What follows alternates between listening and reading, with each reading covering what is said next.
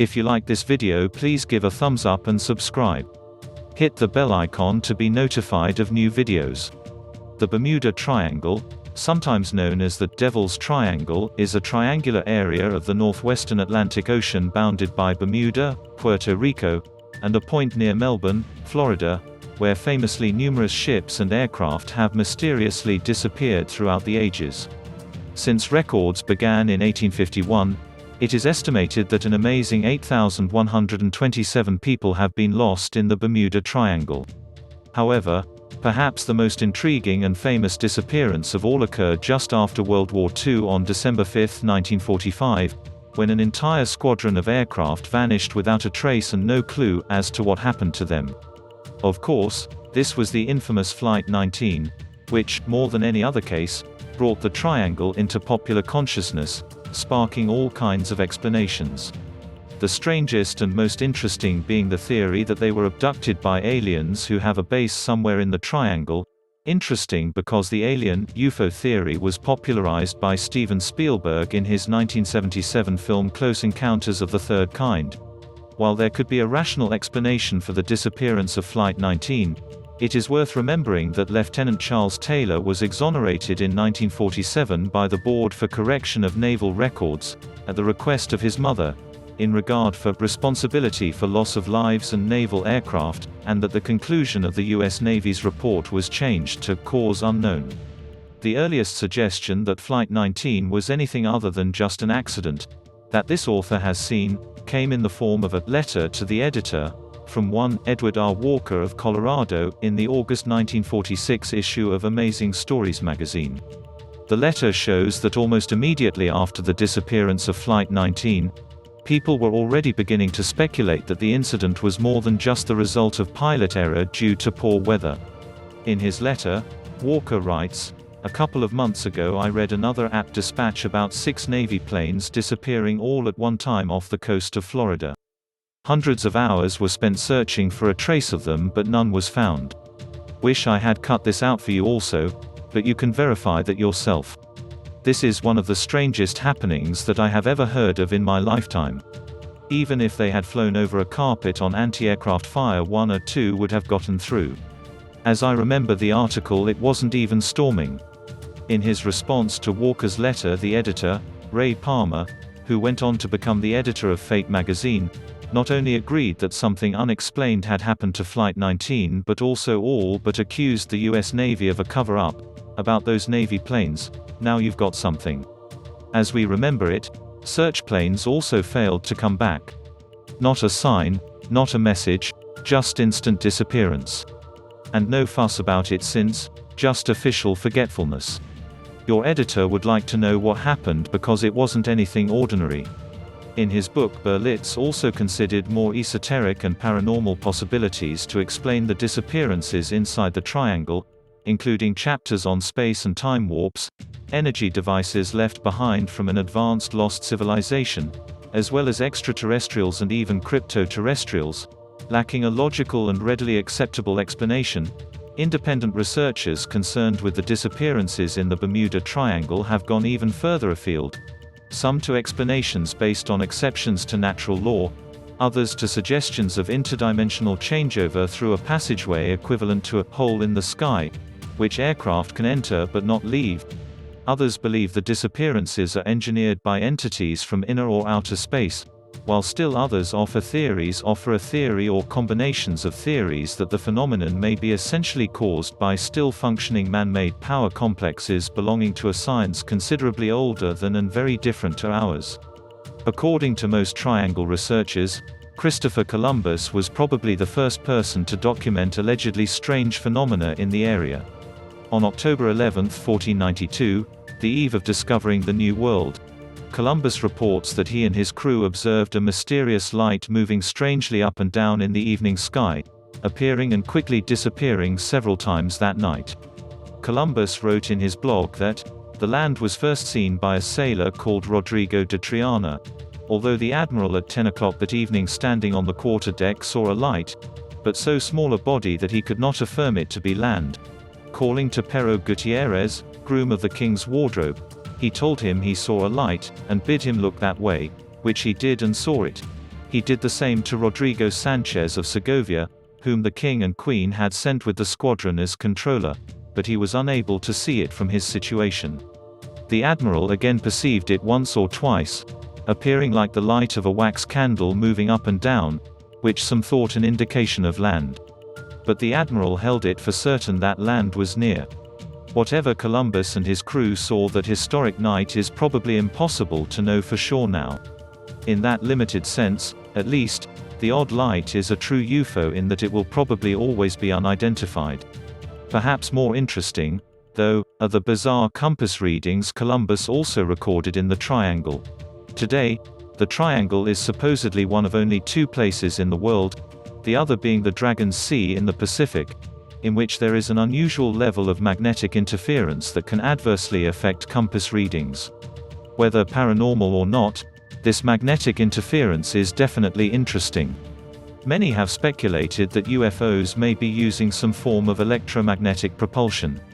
Perhaps there could be a link of some kind between the magnetic interference, UFO sightings, and the mysterious disappearances in the triangle.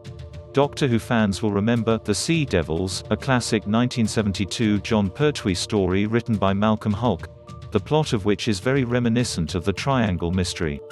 The story involves the Third Doctor and his companion Joe Grant investigating the mysterious disappearance of ships off the English south coast and the discovery that an ancient race of amphibious reptiles, operating from a deep underwater base, is responsible. Science fiction is filled with interesting storylines that parallel mysteries like the Bermuda Triangle, but is it possible that there really could be another civilization, of any kind, sharing the planet with us, living beneath the waves in seclusion? Amazingly, it is true that we actually know more about the surface of the moon than we do about the bottom of our own oceans.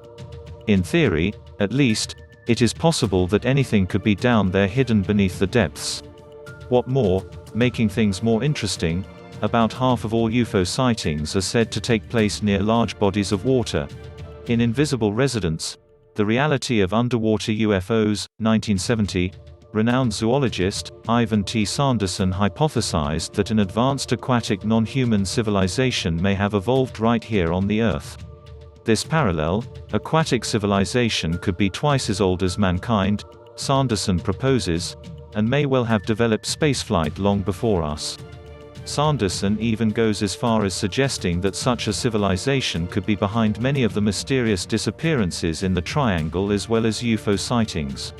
Interestingly, more recently Sanderson's ideas have been echoed somewhat in Mac Tonney's last book before his untimely passing in 2009, The Cryptoterrestrials. The year before his death, I had the privilege of interviewing Tonney's about his cryptoterrestrials hypothesis that we are sharing this world with another indigenous intelligent species. I'm fascinated by accounts of apparent UFO occupants and have been rethinking who or what we might be dealing with. I believe that the extraterrestrial interpretation is incomplete. Could we be interacting with indigenous humanoids? That's the question I'm posing in the book I'm writing. Time will tell if it. While the ETH or extraterrestrial hypothesis has become synonymous with the UFO phenomenon in popular culture, many serious UFO researchers give the cryptoterrestrials hypothesis equal kudos. In 2009, in an interview for my Sci-Fi Worlds blog, I asked former mod UFO investigator Nick Pope about Doctor Who's Sea Devils and what he thought about the possibility that we humans are sharing the planet with another intelligent Earth species. Well, I hope these monsters are brought back at some stage. I reference the cryptoterrestrials hypothesis a fair bit in my first sci-fi novel, Operation Thunderchild. There are plenty of USO, unidentified submerged object, reports and many UFO sightings where an object is seen over water, so who knows? I'm not hugely attracted to the cryptoterrestrials hypothesis, but I certainly can't rule it out. And as the saying goes, we arguably know less about the deep ocean than we do about the Moon or Mars. Richard Freeman, who is a researcher for the Center for 14 Zoology, CFZ, the only full-time scientific organization dedicated to the study of unknown species of animals, also agreed that extraterrestrial hypothesis needed to be considered when I interviewed him in 2009. I have never bought the extraterrestrial hypothesis. the so-called aliens are generally too humanoid-looking to have evolved on another biosphere. If alien encounters are objective events, and that's a big if, I think the creatures are coming through time or dimensions rather than from outer space. There seems to be a strange analogue with fairy lore as well. Another possibility, of course, could be that the planet has somehow been covertly colonized by an extraterrestrial civilization from another solar system. In Unearthly Disclosure, 2000, best-selling author Timothy Good disclosed information given to him by a senior reporter in Washington, D.C., who, in turn, received it from a senior U.S. Air Force officer, about the existence of extraterrestrial bases on the Earth, including. Good writes. According to the officer, aliens have been coming to Earth for a very long time. Following the Second World War, they began to establish permanent bases here, in Australia, the Caribbean, the Pacific Ocean, the Soviet Union, and in the United States. If extraterrestrials are really coming to Earth from another solar system, it would probably make sense that they would establish such bases to save them continue making the long voyage back and forth home. Also, the reference to the Caribbean is intriguing because that is where part of the Bermuda Triangle is located. However, whether from this world or another, where better to build an impenetrable, covert base than beneath the oceans of the world. The Bermuda Triangle, in particular, might also make a good location for such a base because of the volcanic activity there, which could be used to generate geothermal electricity as a power source. The biggest problem with the alien base theory, of course, is like the wreckage of the missing planes and ships, why hasn't it been found by the many detailed searchers inside the triangle? Perhaps instead of a base, the Bermuda Triangle is the location of a wormhole to another world. In his book, another possibility Berlitz considered was that there could be a vortex, or portal, somewhere in the triangle which aliens from another planet or dimension are using as a bridge or gateway to Earth. An outrageous theory back in 1974 when the Bermuda Triangle was first published. Today, however, serious scientists regularly discuss the possibility of other dimensions and wormholes in books and on scientific documentaries for TV. In the best-selling book, Hyperspace Michio Kaku refers to Flight 19 and the Bermuda Triangle.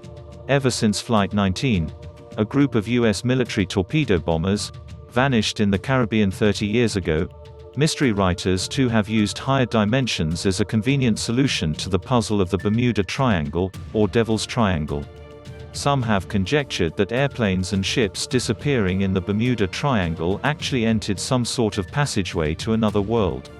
The internationally acclaimed physicist also explains in his book how such a passageway could work. Comparing space travelers to flatworms living on an apple, Kaku writes, "It's obvious to these worms that their world, which they call Apple World, is flat and two-dimensional, like themselves. One worm, however, named Columbus, is obsessed by the notion that Applewood is somehow finite and curved in something he calls the third dimension.